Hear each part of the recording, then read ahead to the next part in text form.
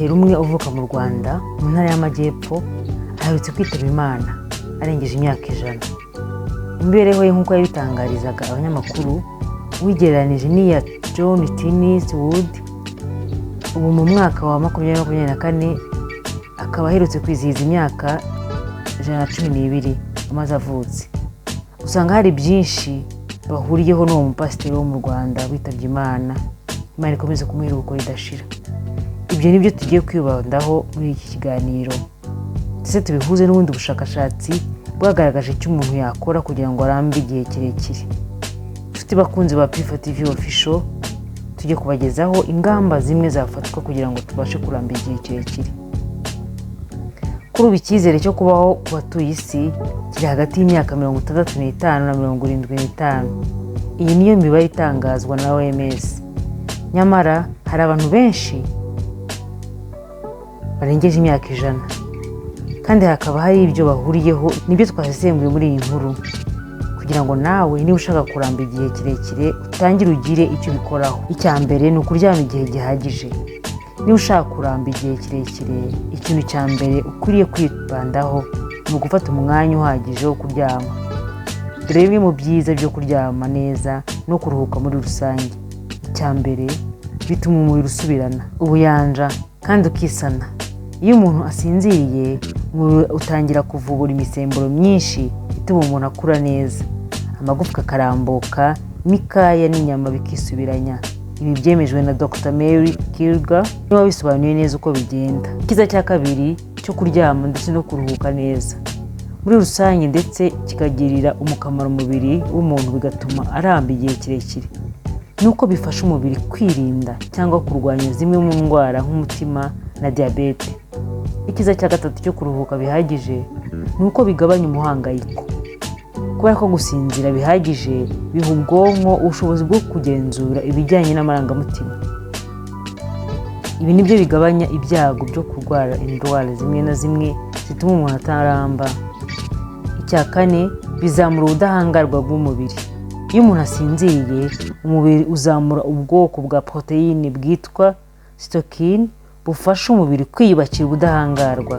Uburyo bwa gatatu twakora kugira ngo turambe igihe kirekire ni ukwirinda itabi. Abashakashatsi batandukanye na Carly Redwing hamwe na Dr. Enrich Posselt bemeza ko itabi ritera indwara nyinshi zituma umuntu ataramba igihe kirekire. Izo ni nka kanseri y'ibihaha, umuvuduko w'amaraso, guturika tw'udutsi tw'ubwonko n'ibindi. Niba ushaka kuramba igihe kirekire, byumvikana ko ugomba kuryirinda, kandi abantu barambye igihe kirekire hafi ya bose ku kigereranyo cya 98% bemeje ko batigeze banywaho itabi mu buzima bwabo. Uburyo bwa gatatu bwagufasha kuramba igihe kirekire ni ugukora siporo. Uriya mupasiteri twavuze haruguru witabye Imana urengeje imyaka 100 ari na John Tenney ugejeje imyaka 112, icyo bose bahurizaho ni ugukunda kugenda n'amaguru. Pasiteri wakiri umwana yigaga kure, bityo buri munsi akagenda n'amaguru. Kandi si ibyo gusa, nk'umurokore ntiyigeze anywa itabi cyangwa ngo ajye mu businzi. Abashakashatsi benshi icyo bahurizaho ni uko siporo igabanya ibinure mu mubiri, irinda indwara nyinshi nk'umutima, indwara z'imitsi, ikomeza amagufwa, ituma urwungano rw'ubuhumekero respiratory system rukora neza, ituma n'urwungano ngogozi narwo rukora neza, maze intungamubiri zose zigakwirwa mu mubiri neza kandi zigakora neza.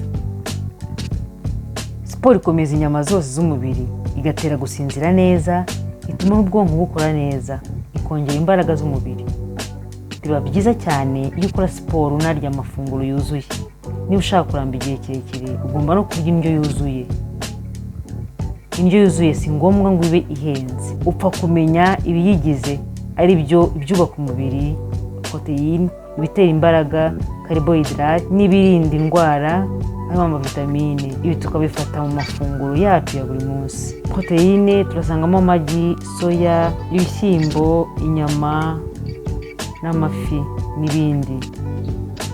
Ibitera imbaraga harimo ibijumba, imyumbati, umuceri, ibirayi, ubuki, imbuto nyinshi, n'ibindi. Mu birinda indwara harimo za vitamine, usangamo imboga, ibikomoka ku matungo n'ibindi. Uburyo bwa gatanu bwagufasha kuramba igihe kirekire ni ukwisuzumisha kenshi kwa muganga nubwo waba utarwaye. Ibi bituma umenya aho ugomba kongera imbaraga mu mubiri wawe, ndetse niba hari n'indwara zitarakomera ukazivuza hakiri kare, ubundi ugakurikiza inama z'abaganga. Bitandukanye no gutegereza kubanza kuremba ngo ubone kwivuza, kuko iyo wivuje niyo wakira, ariko umubiri wawe usigarana ingaruka zikomoka ku burwayi. Twabigereranya n'inkovu ku muntu ukize igisebe. Uburyo bwa gatandatu bwagufasha kuramba igihe kirekire ni ukwimenyereza inshuti, kwishimana nazo, guseka. Ibi nabyo byongera umubiri ubwirinzi n'ubudahangarwa. Uzarebe iyo ugize ikintu kikurakaza cyane, hari abababara umutwe, abaribwa mu gifu, abatukura amaso, n'abarega imitsi n'ibindi. Ariko iyo warana n'inshuti zawe mwishimye museka, byongera iminsi yo kubaho. Uburyo bwa karindwi bwagufasha kuramba igihe kirekire ni ukunywa amazi buri gihe.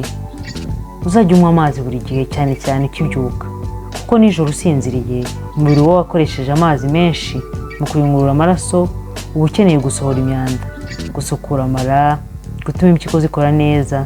Amazi afasha ubwonko kongera gukora neza n'ibindi. Hari byinshi twavuga ku buryo bwakoresha kugira ngo ubashe kuramba igihe kirekire.